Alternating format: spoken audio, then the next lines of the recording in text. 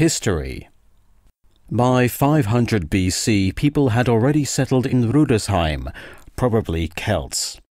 Over 100 burial mounds have been found in the area. In 55 BC, Julius Caesar invaded the Rhine between Koblenz and Weissenturm, founding Roman provinces on the Rhine. The Romans built roads, bridges, 40 forts, and they also founded settlements. There has been viticulture on the Rhine ever since, mainly using terraced vineyards, which produce a very good Riesling. In the Middle Ages, wine was the only germ-free drink and was therefore a daily imbibement. South of the Seven Mountains range, the Limes fortifications were built on the west bank of the Rhine, both as a border and as a defence, continuing southeast through Westerwald and Taunus. In 375 AD, the migration of the peoples began. Normans, Franks and Alemanni came as far as the Rhine.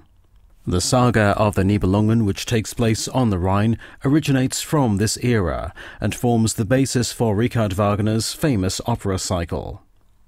From the 12th century, a powerful upper class of noblemen emerged, the imperial princes including archbishops, abbots, dukes and counts. They received sovereign rights from the king, which were hereditary. They also elected the king, who only had jurisdiction over his own power base and the rest of the empire, above all, the free imperial cities such as Frankfurt am Main, Basel and Cologne. In the 30 Years' War between Catholics and Protestants from 1618 to 1648, the French conquered a large portion of the Rhinelands and cities, such as Worms, Mainz and Bingen. Many castles were destroyed. In 1658, France founded the Confederation of the Rhine with the archbishops of Cologne, Mainz, Trier and Munster, but it didn't last long.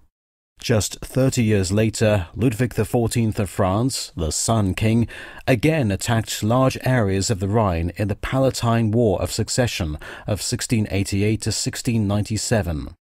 In 1689, France conquered all the fortresses of the Rhine except for Cologne and Koblenz, and almost all the castles were destroyed. The Kaiser and his troops, as well as the southern princes, were powerless to help because they were preoccupied with the Turks, who were laying siege to Vienna.